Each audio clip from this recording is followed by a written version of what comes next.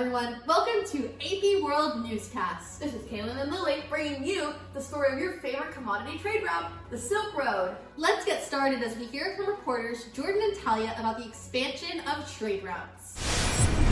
Thanks, Lily. The expansion of the Silk Road brought attention to these cities you might have heard about. Samarkand and Kashgar.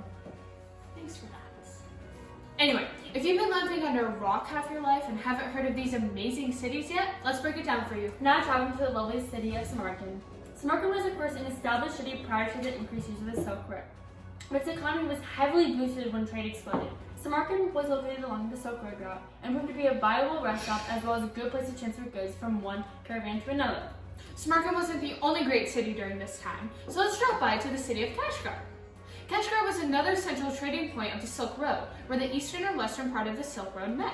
Goods were exchanged here, and these goods went to both sides of the Silk Road, making it extremely crucial in the distribution of goods. Both cities helped push trade in the Silk Road, and the increase of trade on the Silk Road allowed for these cities' economies to flourish. This was, after all, a two-way relationship.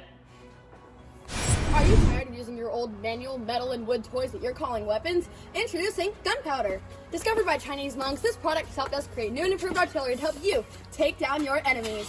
It's sure to add a flashy new thrill in your life. Head to your nearest trading post today to get a 25% discount on your newest rockets, cannons, and bombs. Side effects include loss of limbs, bleeding, wounds requiring hospitalization, chemical poisoning, and possible death. Use at your own risk. Wow, I might have to go get myself some gunpowder. Right? Anyways, now we're going to take a look at some of the luxury good trade happening on the Silk Road.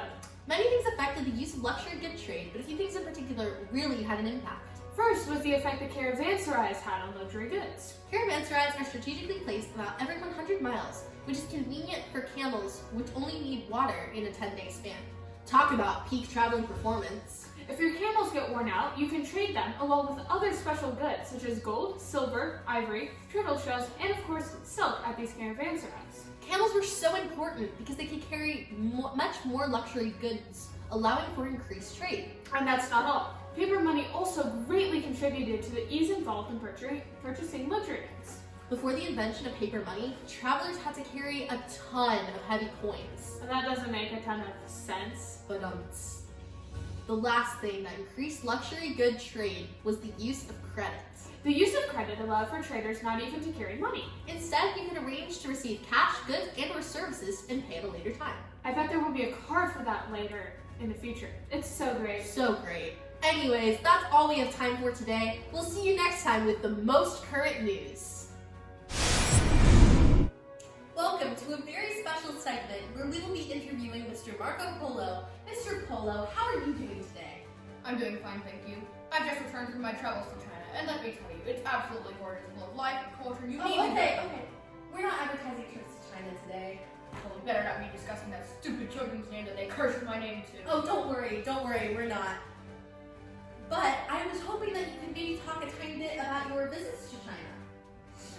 Well, one thing's for sure, there's so many different cultures and religions all around the world, it'd make your head spin.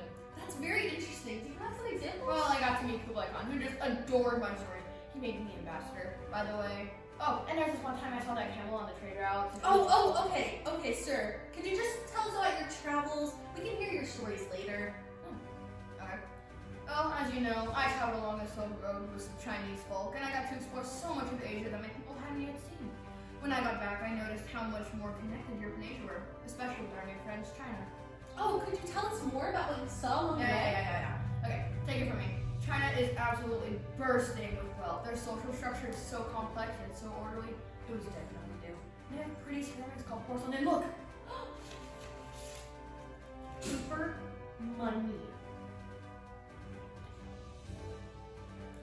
Wow, that really is money. Yep, it's so much more efficient than those heavy coins they have us lugging around.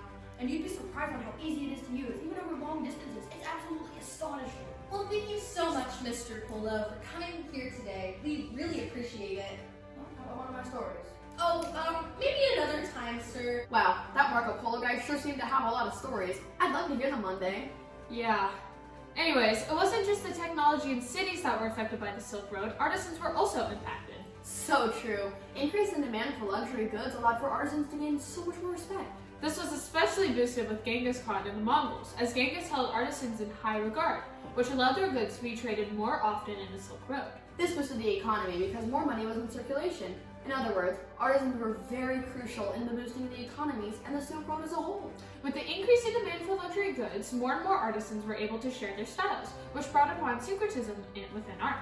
Religion played a big part when it came to inspiration, like Buddhist art with its intricate visual details and Islamic art, specifically intricate patterned tile work from the mosques. The meeting of so many different art styles with different cultural backgrounds contributed to the blending of cultures so commonly found on the Silk Road. Our last segment today features the spread of religion via trade routes. The major religion that was spread throughout the Silk Road was Islam. As Muslims traveled the Silk Road, they took their ideas, beliefs, and most important religions with them. This allowed Islam to be spread from its origin point in the Middle East to areas of sub-Saharan Africa and all throughout Asia. Another religion that was spread was Buddhism in East Asia.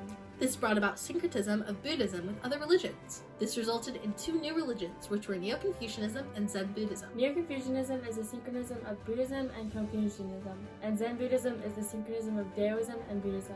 These religions were also spread all across the Silk Road. Thanks for joining us on a historical look on religion being spread on the Silk Road. Thank you for coming with us to learn all about the Silk Road. We hope you had a great time traveling with us. And we'll see you next time on AP World Newscast.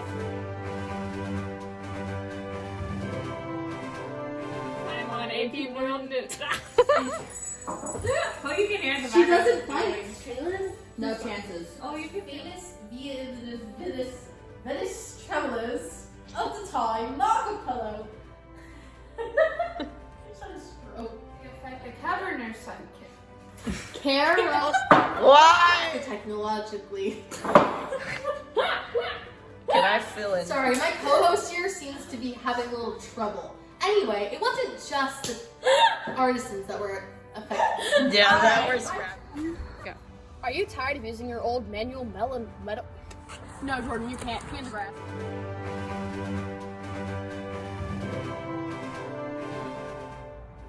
East Asia. I can't read that.